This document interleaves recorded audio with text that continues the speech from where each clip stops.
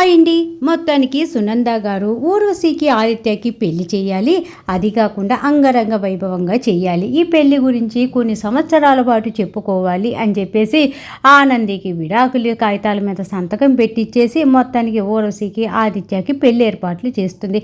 ఆవిడ అనుకున్న ప్లాన్ అంతా రివర్స్ అయిపోతుంది కదా. ఊర్వశి మంచిది కాదు, తను దొంగతనాలు చేసుకొని బతికే ఫ్యామిలీ, సూర్య గారి కారులో మత్తు పదార్థాలు పెట్టింది ఊర్వశియే అని చెప్పేసి సాక్ష్యాలతో సహా వస్తుంది. అప్పుడే ఆదిత్యకి ఇష్టం లేకపోయినా సరే వాళ్ళ అమ్మ బలవంతంతో ఊర్వశి మెల్లో తాళి కట్టబోతూ ఉంటే ఈ పెళ్లి ఆపండి అనేసి పోలీసులు వచ్చి చెప్తారు.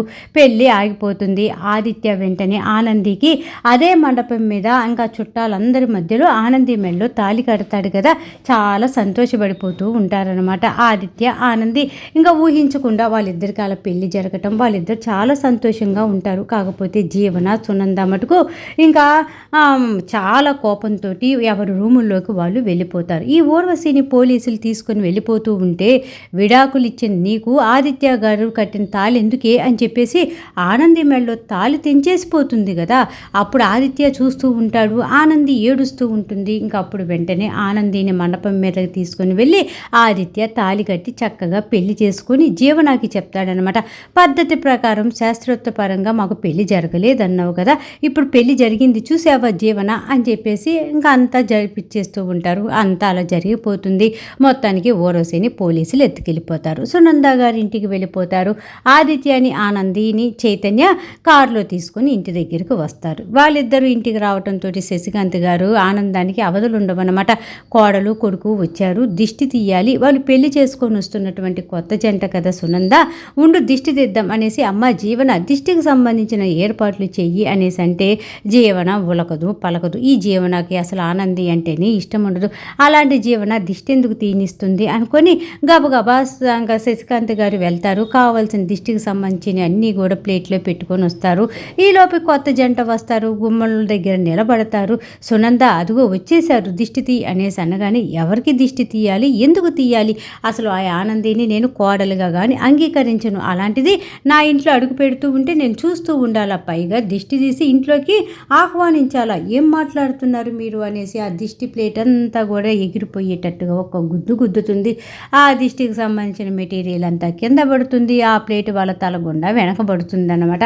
ఇంకా అప్పుడే సునంద అంటూ ఉంటుంది, ఆదిత్య నువ్వు ఇన్ని రోజులు తల్లికి గౌరవం ఇచ్చావు, నాకు ఎప్పుడు నువ్వు ఎదురు చెప్పలేదు. ఈ ఆనంది ఏం మాయ వేసిందో ఏం మంత్రం వేసిందో తెలియదు కానీ నువ్వు నాకు ఎదురు తిరిగి ఆనంది మెళ్ళో తాళి కట్టి తీసుకొని వస్తున్నావు. ఇదిగో ఒక్కటే మాట, నాకు భార్య కావద్దు, అమ్మ కావాలి అనుకుంటే నువ్వు ఒక్కడివి గుమ్మం లోపల అడుగుపెట్టు, లేదు నాకు నా భార్య కావాలి, అమ్మొద్దంటావా, ఆ ఆనందిని తీసుకొని వెళ్ళిపో అనేసి సునంద అంటుందన్నమాట. దానికి ఆదిత్య చెప్తూ ఉంటాడు, అమ్మ ఆనందిని తీసుకొని ఇంటి లోపలికి రావద్దు అంటే ఇంటినైనా వదిలేస్తాను కానీ ఆనందిని అయితే వదలను, ఎందుకంటే ఆనందిని వేద మంత్రాల సాక్షిగా అందరి నడుమ నేను పెళ్లి చేసుకున్నాను ఆనందిని, ఆనంది నన్ను నమ్ముకొని వచ్చింది, ఇన్ని రోజులు తెలుసో తెలియకో నేను ఆనందిని చాలా రకాలుగా బాధ పెట్టాను, అయినా అవన్నీ బరాయించి నాతోటి మంచిగా ఉంటూనే వచ్చింది, అలాంటి ఆనందికి ఎలా అన్యాయం చేస్తాననుకుంటున్నారు, కాబట్టి ఆనంది చెయ్యి వదిలేదే లేదు, ఈ ఇంటినైనా వదిలేస్తాను అని చెప్పేసి ఆదిత్య గట్టిగా చెప్తాడు. సునంద ఒక్కసారిగా బెత్తరబోతుంది, ఇదేంటి ఆదిత్య ఇలాగ డైలాగ్ చెప్తున్నాడు, అసలు ఆదిత్య నన్ను కానీ నా మాటను కానీ అసలు వెనకేయడు కదా, అలాంటి ఆదిత్య ఆనందిని పక్కన పెట్టుకుని ఇన్ని మాటలు అంటున్నాడేంటి అని చెప్పేసి ఆశ్చర్యపోతుందన్నమాట.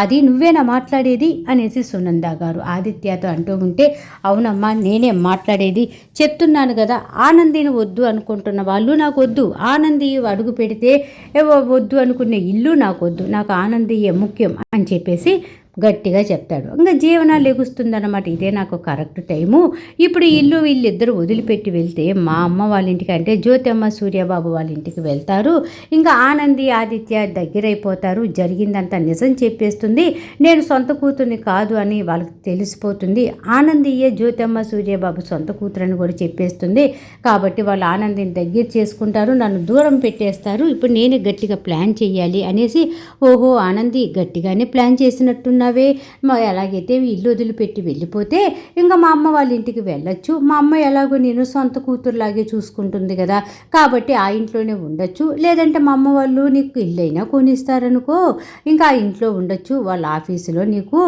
ప్లేస్ ఇస్తారు, ఆఫీసులో వర్క్ చేసుకుంటూ ఉండొచ్చు, తిరగటానికి కారు ఇస్తారు, ఎంజాయ్ చేయొచ్చు అని చెప్పేసి అత్తయ్య గారితో ఆదిత్య బాబు గారు ఇలా మాట్లాడటానికి ముందుగానే రెడీ చేసావా నువ్వు అనేసి జీవన ఆనంది మీద లేనిపోని నిందలన్నీ వేస్తుందన్నమాట. అప్పుడే ఆనంది అంటుంది, ఏంటో జీవన ఏం మాట్లాడుతున్నావో అర్థమవుతుందా, ఆయన అత్తయ్య గారికి ఎదురు తిరగమని చెప్పేసి ఆదిత్య గారికి చెప్పే అంత చీప్ క్వాలిటీ నేను కాదు, అయినా కూడా ఆదిత్య గారు ఎప్పుడు కూడా వాళ్ళ అమ్మగారికి ఎదురు చెప్పే రకం కూడా కాదు, తన మనసుకి ఇప్పుడు ఏమనిపించిందో అదే చెప్తున్నారు అంతే తప్ప నేను పలానా చెప్పు పలానా చెప్పొద్దు అనేసి ఆదిత్య గారికి నేనేం చెప్పలేదు అనేసి ఆనంది జీవన మీద ఎగురుతూ ఉంటుందన్నమాట.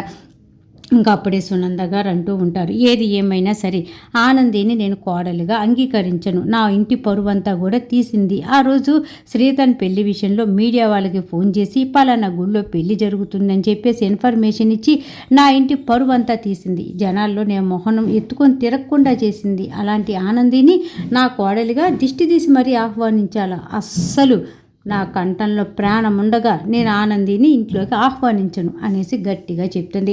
అప్పుడు ఆదిత్య అంటాడు, ఆనంది ఏ తప్పు చేయలేదు, మీడియా వాళ్ళకి ఎటువంటి ఫోన్ కాల్ చేయలేదు, తను సాక్ష్యాలతో నిరూపించుకునే రోజు వస్తుంది, ఆ రోజు అయ్యో ఆనంది మీద లేనిపోని నిందలు వేశామని నువ్వు బాధపడే రోజు వస్తుంది మామ్ అని చెప్పేసి ఆనంది గురించి ఆదిత్య సునంద గారితో మాట్లాడుతూ ఉంటారు. సునంద మటుకు ఆదిత్య ఇలా మాట్లాడతాడని అస్సలు ఊహించుకోదన్నమాట. బాధపడిపోతూ ఒక పక్క ఆనంది మీద కోపాన్ని ఆదిత్య మీద చూపిస్తూ ఆవిడ నోటికి ఇష్టం వచ్చినట్టుగా మాట్లాడుతుంది. అప్పుడే జీవన అంటుంది, ఓహో అమ్మ ఒకవేళ మా అమ్మ వాళ్ళ ఇంటికి కూడా వెళ్ళమోనంటే మీకు మీరు బయట బతకాలి అనుకుంటే ఏముందిలే, బయటికి వెళ్తారు, ఇంకేముంది సగం ఆస్తి కావాలి మేము ఇలా విడిపోతున్నామని కోర్టులోకి ఎక్కుతారు, కోర్టు తీర్పిస్తుంది, అత్తయ్య గారు ఆస్తి సగం తీసుకుని హ్యాపీగా ఉండొచ్చనే కదా, అదే కదా అనేసి మళ్ళీ జీవన అలా స్టార్ట్ చేస్తుంది. ఆ మాటకి ఆదిత్య అంటాడు, ఈ ఇంట్లో ఉన్నటువంటి చిల్లి గవ్వ కూడా నాకు అవసరం లేదు, నేను అమ్మ వాళ్ళ ఆస్తికి ఆశపడే రకాన్ని కాదు, నా కాళ్ళ మీద నేను నిలబడతాను, నాకులాగే నా భార్య కూడా, కాబట్టి ఈ ఆస్తితో మాకు ఎటువంటి సంబంధం లేదు, ఈ ఆస్తి గురించి నేను ఏ పోలీస్ స్టేషన్లో ఏ కోర్టులో కంప్లైంట్ ఇవ్వాల్సిన అవసరము లేదు అని చెప్పేసి ఆదిత్య గట్టిగానే జవాబు చెప్తాడనమాట. ఇంకా అప్పుడు మళ్ళీ జీవనం మళ్ళీ అంటుంది, ఏముందిలేండి బావగారు, అత్తయ్య గారు మిమ్మల్ని పెద్ద పెద్ద చదువులు చదివించారు కాబట్టి ఆ చదువులు ఉన్నాయి కదా, ఎక్కడో చోట వర్క్ చేసుకొని బతికేస్తారు అంతే కదా, అయినా కూడా బావగారు ఆదిత్య, చైతన్య, ఆనంది అలాగే జీవన వీళ్ళ నలుగురికి సునంద గారి కొడుకులు కోడలుగా పేరుందే తప్ప మనకనేది ఓన్గా ఇటువంటి పేరు లేదు కదా, మరి బయటికి వెళ్ళి మీరు ఎలా బతుకుతారు అని చెప్పేసి జీవన అంటూ ఉంటుందన్నమాట. ఇంకా జీవన అనే ప్రతి మాటకి ఆదిత్య చక్కగా జవాబు చెప్తూ ఉంటాడు. ఇంకా అప్పుడే ఆదిత్య అంటాడు, నాకు నా భార్యని తీసుకొని మీరు ఇంట్లోకి రావద్దంటున్నారు కదా, నా భార్య రాని ఇంట్లోకి నేను కూడా రాను, కాబట్టి నా ఒంటి మీద ఉన్న ప్రతి వస్తువు కూడా అమ్మదే కాబట్టి నేను ఇక్కడే ఇచ్చేస్తున్నా అనేసి ఆదిత్య తన మెడలో ఉన్నటువంటి చైన్లు, ఉంగరాలు, చేతులకు ఉన్నటువంటి ఉంగరాలు, వాచీలు, ఇంకా ప్రతిదీ ఫోను, పర్సు అన్నీ కూడా ఆ టేబుల్ మీద పెట్టేసి, అమ్మ నా ఒంటి మీద ఉన్న ప్రతి వస్తువు నీది అనేది అన్నీ కూడా ఇక్కడ పెట్టేశాను, ఇంకా నేను నా భార్య ఆనందితోటి వెళ్ళిపోతున్నాను, కట్టు బట్టలతో వెళ్తున్నాను, నేను ఒక ఉన్నత స్థానానికి వెళ్తాను, నా కాళ్ళ మీద నేను నిలబడ్డ తర్వాత ఇంకా సునంద గారి కొడుకుగా తిరిగి వస్తా చూస్తుండు అని చెప్పేసి వెళ్ళిపోబోతూ ఉంటే జీవన బావగారు అనేసి పిలవగానే ఏంటి అన్నట్టుగా వెనక్కి తిరిగి చూస్తాడు ఆదిత్య. ఆ చెప్పులు కూడా అత్తయ్య గారు మీ పుట్టినరోజు రోజున కొనిచ్చారు కదా అనేసి జీవన అనగానే శశికాంత్ గారికి కోపం వస్తుందన్నమాట. ఏం మాట్లాడుతున్నావో అర్థమవుతుందా జీవన అనేసి అనగానే, ఏం లేదు మావయ్య గారు, మరి అత్తయ్య గారి వస్తువులు ఏమీ మాకు అవసరం లేదన్నారు కదా, ఆ చెప్పులు కూడా బావగారికి అత్తయ్య గారే కదా గిఫ్ట్గా ఇచ్చింది, అది మర్చిపోయారేమో గుర్తు చేద్దామని అనేసి జీవన ఏమీ తెలవని నంగలాగా మాట్లాడుతూ ఉంటే అప్పుడే ఆదిత్య అంటాడు, అవును జీవన నువ్వు చెప్పింది కరెక్టే, ఈ నా పుట్టినరోజున అమ్మ నాకు గిఫ్ట్ ఇచ్చింది, ఇదిగోమ్మ చెప్పులు కూడా వదిలేస్తున్నా వెళ్ళొస్తాం అనేసి ఇప్పుడే మేము కొత్తగా పెళ్లి చేసుకున్నాం, మీ ఆశీర్వాదమైనా మాకు ఇవ్వండి అనేసి ఆనంది ఆదిత్య సునంద గారి కాళ్ళ మీద పడబోతూ ఉంటే సునంద గారు కోపంగా ఆశీర్వాదం ఇవ్వకుండా అక్కడి నుంచి వెళ్ళిపోతారనమాట. ఇంకా ఆనంది ఆదిత్య ఇద్దరు బాధపడిపోతూ ఇంట్లో నుంచి వెళ్ళిపోతూ ఉంటే శశికాంత్ గారేమో సునంద వాళ్ళు వెళ్ళిపోతున్నారు, ఆపు సునంద, నువ్వు చెప్తే ఆగుతారు, ప్లీజ్ సునంద అనేసి శశికాంత్ గారు అంటూ ఉంటారు. సునంద మటుకు ఎక్కడ ఆగమని అనదు. ఆదిత్య ఆనంది అలాగే చెప్పులు లేకుండా కట్టు బట్టలతోటి బయలుదేరి నడుచుకుంటూ వెళ్ళిపోతారు. జీవన చాలా సంతోషపడిపోతూ ఉంటుంది. ఇంకా సునంద గారి దగ్గరికి వచ్చి, చూసారా అత్తయ్య గారు, ఆనంది ఎంతగా మార్చేసిందో ఆదిత్య బావగారిని, మీ మాట అంటే బ్రహ్మవాక్కులాగా అనుకునే బావగారు కూడా ఇప్పుడు మీకు ఎదురు తిరిగి ఇంట్లో నుంచి వెళ్ళిపోవటానికి కూడా సిద్ధమైపోయాడు. ఎప్పటికైనా సరే అమ్మ నువ్వే దిక్కు, నాకు ఆనంది వద్దమ్మా అనేసి తిరిగి వస్తాడు బావగారు, కాబట్టి మీరు బాధపడమాకండి అత్తయ్య గారు అని చెప్పేసి సునందాన్ని ఓదారుస్తున్నట్టుగా ఓవర్ యాక్షన్ చేస్తుంది జీవన. ఇంకా సునంద గారు బాధపడిపోతూ ఏడ్చుకుంటూ తన రూమ్లోకి వెళ్ళిపోతారు. ఇంకా జీవన అనుకుంటూ ఉంటుంది, ఇప్పుడు ఏం చూశారు, ఇంకొన్ని రోజులు ఆగండి, మీరే స్వయాన ఆస్తి అంతా నా పేరు మీద రాసేటట్టుగా చేస్తాను, ఆ తర్వాత మిమ్మల్ని ఇంట్లో నుంచి పంపించి పడేస్తాను, ఈ ఆస్తి మొత్తానికి కూడా నేనే సొంతం చేసుకుంటాను అనేసి జీవన తన విశ్వరూపాన్ని చూపించుకుంటూ ఉంటుంది. ఇంక ఇలా ఉంటే ఆదిత్య ఆనంది చెప్పులు లేకుండానే పాపం అలా నడుచుకుంటూ రోడ్డు మీద వెళ్తూ ఉంటారు. ఆదిత్యకి చెప్పులు లేకుండా నడవటం ఇష్టం లేదు కాబట్టి ఆ రాళ్ళు రకరకాల అన్నీ గుచ్చుకుంటూ ఉంటాయి.